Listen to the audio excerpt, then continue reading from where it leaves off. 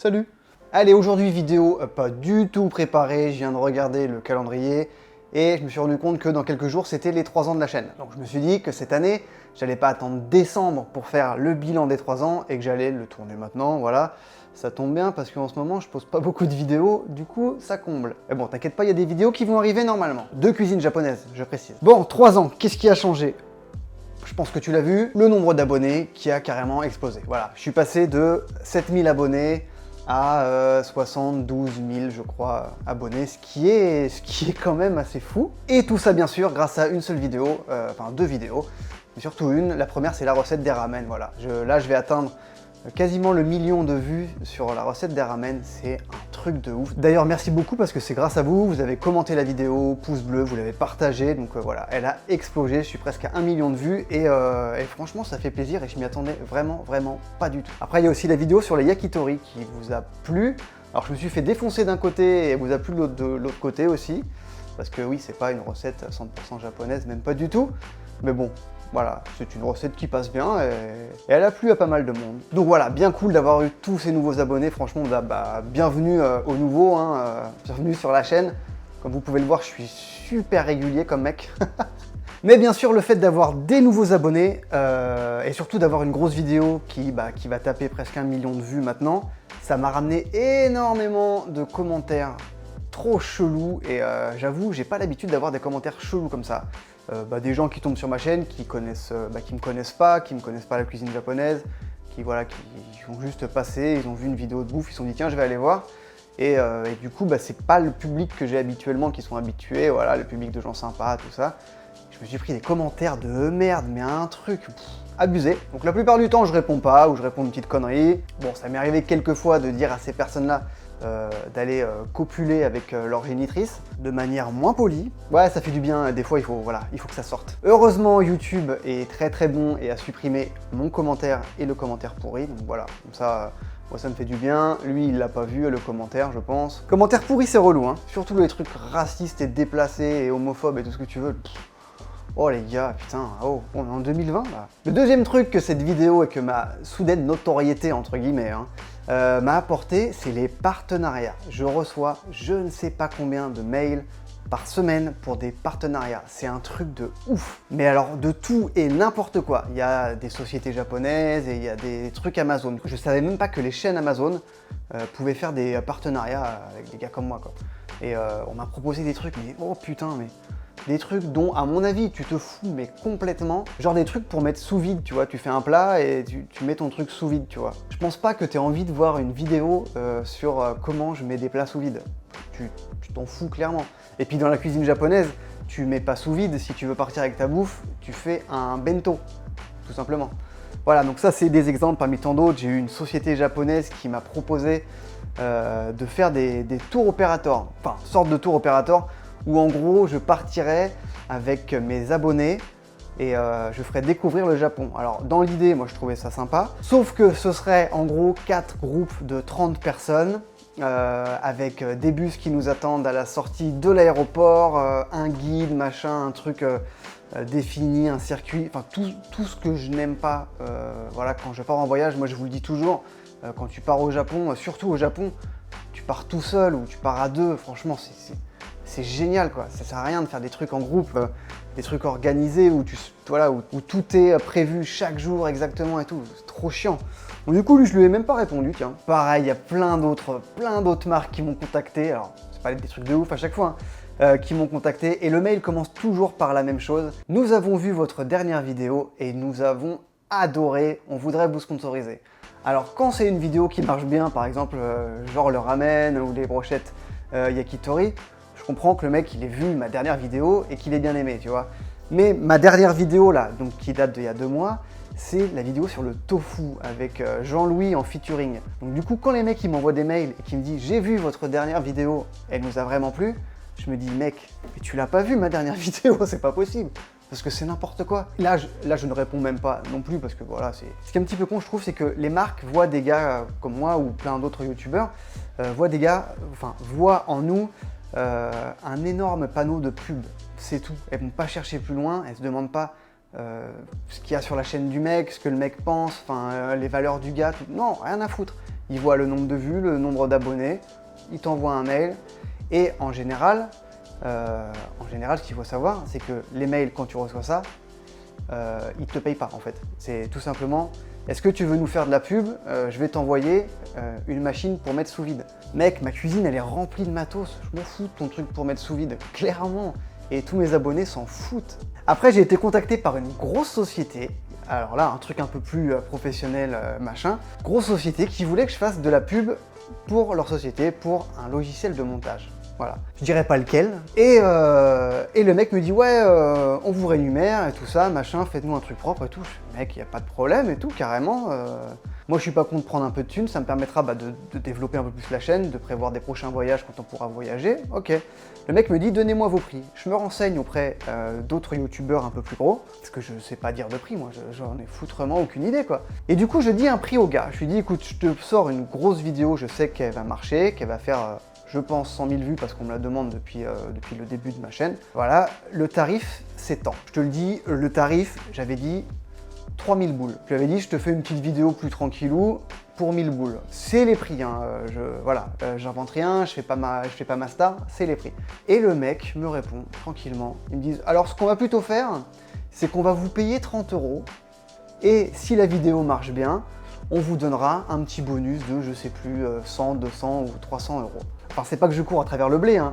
Mais voilà, et il y a des tarifs, le mec tu me demandes de faire un truc payé, machin, un truc plus professionnel, où je dis pas des gros mots toutes les 2 secondes, un truc propre, je te donne le prix, c'est ce qui se fait. Après voilà, t'as oublié 2 0, mec. Donc lui, bien sûr, je ne le ferai pas, à moins que voilà, un jour il revienne et qu'il me dise, ah finalement ta vidéo elle a vraiment fait 100 000 vues, tu peux m'en faire une autre? Bah ce sera trop tard, mec. Voilà, ça c'est le truc un peu chelou de ma nouvelle notoriété, hein, qui n'en est pas une, hein. Je suis toujours le même connard avec une caméra, hein. Je ne change pas, mais ça me fait assez bizarre de me faire contacter par plein de boîtes, plein de gens qui te forcent, vas-y fais ça pour WAM, fais-moi des pubs, fais-moi des machins. Mec, je suis juste un gars qui fait des vidéos dans sa cuisine. Détendez-vous, détendez-vous. Après j'avoue, le truc de partir au Japon, de faire un petit voyage organisé avec vous, hein, en tout petit groupe, hein, pas 120, j'ai trouvé ça cool, tu vois, très bonne idée. Mais non, ce serait trop chiant à organiser, et puis vous n'avez pas besoin de moi pour aller au Japon. Tellement simple de faire un voyage au Japon. Après bon, pas grand chose n'a changé depuis l'année dernière où j'avais fait une vidéo, même 2 vidéos extrêmement longues sur les 2 ans de la chaîne.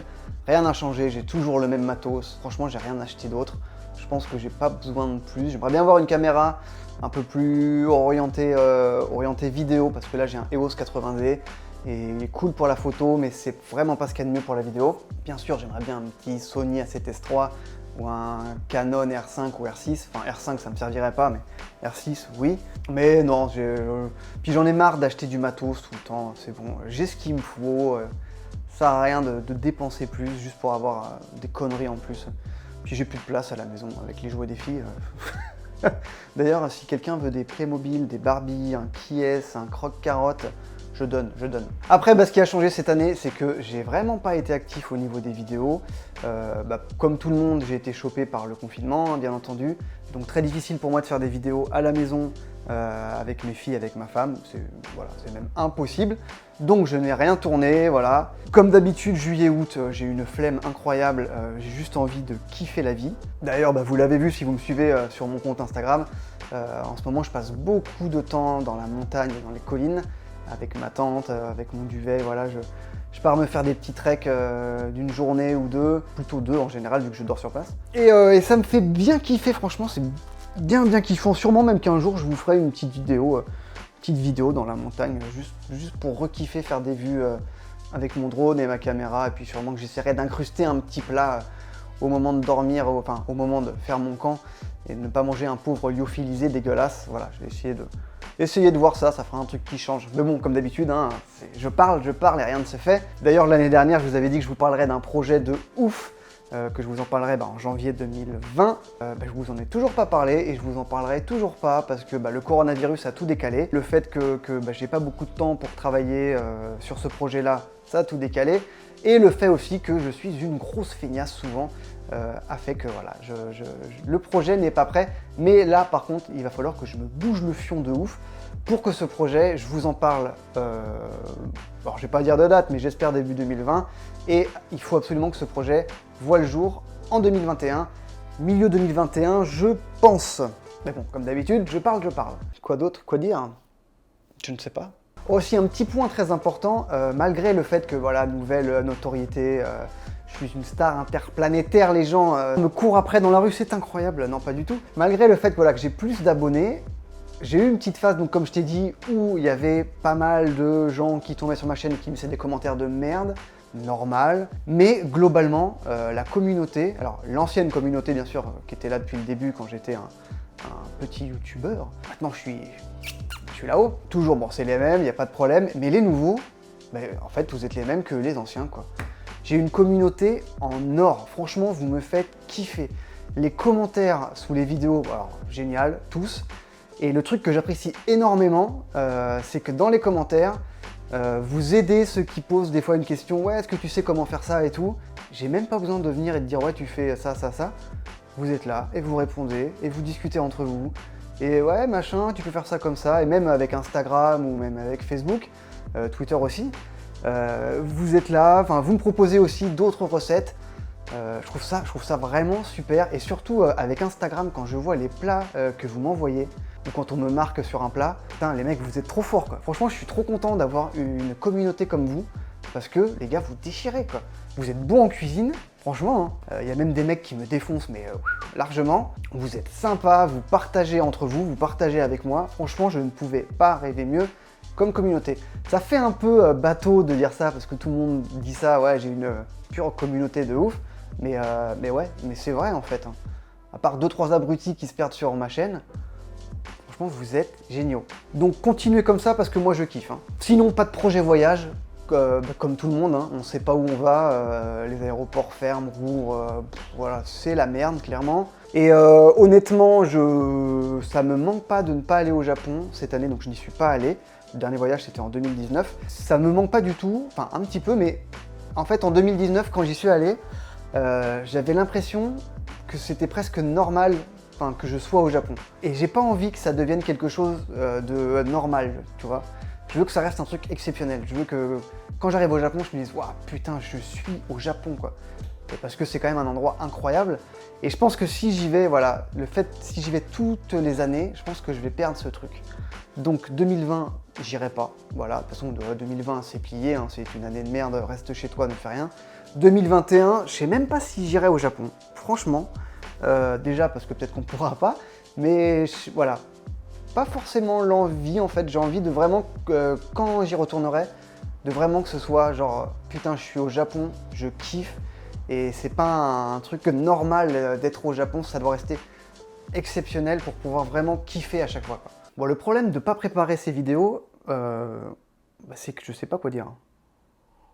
Ah oui tiens, l'année dernière donc, dans ma vidéo bilan sur les 2 ans, je vous parlais des petits youtubeurs que c'est difficile pour eux. Je suis encore un tout petit youtubeur, hein, que c'est dur pour eux, machin, que tu bosses comme un ouf et que personne ne regarde ce que tu fais et que c'est chiant et voilà.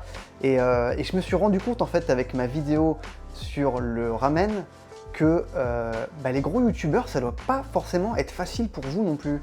Parce que du coup je me disais, ouais les mecs qui font 1 million de vues en vidéo doivent se faire un blé de dingue. Et bah là, je suis quasiment à 1 million de vues, et en gros, voilà, 1 million de vues, c'est 1000 €. Alors tu vas me dire, ouais, ça paye bien quand même. Ouais, mais regarde les chaînes autour de toi, enfin regarde toutes les chaînes que tu regardes, et regarde combien de vidéos des mecs que tu regardes font 1 million de vues. Et bah il y en a très peu. Et du coup je me dis, comment ces gars, ils arrivent à vivre en fait, ceux dont c'est le seul taf, comment tu arrives à vivre en faisant 4 vidéos qui font 63 000 vues par exemple, tu vois. Tu fais 4 vidéos à 63 000 vues. 63 000 vues, par exemple, c'est 63 €. Tu vois, 63 €, tu fais quoi? Tu payes ton gaz? Non mais ouais. Et c'est là où je me suis rendu compte qu'en fait, ouais, il faut que tu aides les petites chaînes, machin, qui en chient. Mais en fait, les autres youtubeurs, c'est ceux qui sont dans la tranche, pas énormes youtubeurs, genre Amixem, le Grand JD, tu vois, des mecs comme ça. Ceux qui sont dans la tranche, genre des 100 000 abonnés, allez, la tranche des 100 000 abonnés, 500 000 abonnés, tu vois. Ces mecs-là, ils font pas 1 million de vues à chaque vidéo. Putain, mais comment vous vous en sortez financièrement? C'est un truc de dingue. Moi, j'ai un taf à côté, j'ai ma femme qui bosse aussi, tu vois. Donc voilà, c'est pas grave, tu vois. Mais ceux dont c'est le seul job, putain, les mecs, mais chapeau, quoi. Alors, peut-être qu'ils font plus de partenariats, que les mecs les payent pas 30 €. Mais franchement, putain, chapeau, hein. Donc en fait, il faut soutenir les petites chaînes et les moyennes chaînes, voilà. Ceux qui font pas genre 1 million à chaque vidéo, soutenez-les parce que franchement, si c'est leur seul job, ils doivent en chier les mecs. Ou alors ils vendent de la weed à côté et du coup, ouais, ça expliquerait pas mal de choses. Toujours est-il que petite chaîne, grosse chaîne ou moyenne chaîne, si t'as un youtubeur que tu kiffes, soutiens-le, ça fait toujours plaisir. Et puis si c'est moi, ça fait encore plus plaisir. Ouais. D'ailleurs, en parlant de petite chaîne, j'ai pensé à ça l'autre jour, l'autre jour, ça fait un bout de temps que j'y pense même, depuis les débuts de ma chaîne même en fait. Je me disais, si un jour, voilà, je monte en abonnés, que je pace dans le game, j'aimerais bien faire un truc qui parle des petites chaînes que je regarde moi, mais vraiment des petites chaînes, pas, voilà, et je vais pas me dire plus de 10 000, j'en parle pas, mais des chaînes que moi je regarde, qui sont pas des chaînes de ouf avec, voilà, qui vont pas jusqu'à 100 000 abonnés, tu vois. Et j'aimerais bien te parler de ces chaînes-là, tu vois. Histoire que tu vois ce que moi je regarde, en général. Parce que je regarde plein de trucs, hein. Je t'avouerai, le YouTube Game Japan, je le regarde plus trop maintenant. Ça dépend qui, hein. Il y en a que je kiffe toujours autant, mais c'est vrai que je regarde moins. Mais voilà, je regarde plein de trucs. Mais vraiment, c'est très vaste, hein. Ça va de la randonnée à la cuisine je sais pas quoi, à des mecs, construction dans les bois, mais de tout et n'importe quoi, la photo, la vidéo, plein de trucs. Et est-ce que ça te dit que je te parle de ces petites chaînes? Peut-être que, déjà, ça pourrait faire un petit coup de pouce pour ces gens-là, tu vois, des gens que j'aime bien, des gens qui font du bon taf. Petit coup de pouce pour eux, c'est toujours cool. Et puis toi, ça te permettrait de découvrir d'autres chaînes, pas forcément sur la cuisine, pas forcément Japon, mais voilà, d'autres trucs, ça pourrait être sympa. Dites-moi en commentaire si ça vous botte. Si ça vous tente pas, dites-moi que vous en avez rien à foutre et je comprendrai très bien. Par contre, me dites pas, ouais, parle de cette chaîne, c'est l'oncle du beau-frère de mon chat. Non, le but c'est que je vous parle de chaînes que moi je mate et des chaînes que j'aime. Voilà. Bon, est-ce que j'ai d'autres choses à dire? Non, j'espère que cette vidéo ne sera pas trop longue parce qu'à chaque fois quand je parle face cam, c'est beaucoup trop long et c'est beaucoup trop chiant. Donc, est-ce que j'ai fait le tour? Ouais, je pense que c'est bon. Allez. Du coup, merci d'avoir regardé cette vidéo super intéressante, tournée à l'arrache, sans aucune préparation, comme d'habitude, hein. C'est un peu ma marque de fabrique, ma petite touche. Je vais essayer de sortir très vite une recette. Là, j'ai envie de vous faire une petite recette de shirashi, un shirashi que j'apprécie particulièrement, que je fais souvent chez moi. Voilà, je pense que ce sera la prochaine vidéo. On m'a demandé aussi beaucoup de faire des vidéos sur les ingrédients de base pour la cuisine japonaise, ce qu'il faut avoir chez soi pour être prêt.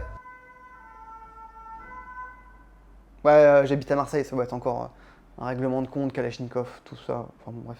Ouais, donc une vidéo qui montre ce qu'il faut avoir chez soi pour être prêt, pour faire toutes les recettes japonaises, enfin une grande partie du moins. Donc vous êtes beaucoup à m'avoir demandé ça, donc je pense que je vais faire une vidéo sur ça. Et on m'a aussi beaucoup demandé une vidéo sur le voyage au Japon, préparer son voyage, que voir, que faire, tout ça. Je sais que ça a beaucoup été fait, mais si je peux apporter ma petite pierre à l'édifice avec ma vision, voilà, ça peut peut-être en intéresser certains. Donc voilà, dites-moi ce que vous en pensez pour la vidéo sur les chaînes, pour la vidéo sur les ingrédients de cuisine japonaise et sur la vidéo de comment voyager au Japon. Donc je vous dis merci d'être toujours là. Sur la chaîne. Merci aux nouveaux, merci aux anciens, merci d'être une communauté en or, franchement vous déchirez, et merci d'être toujours là alors que je suis pourri dans la régularité, je ne poste jamais de vidéos, mais bon, dis-toi que quand elle arrive, c'est comme un cadeau de Noël, et je vous dis à bientôt pour une nouvelle vidéo. Allez, ciao!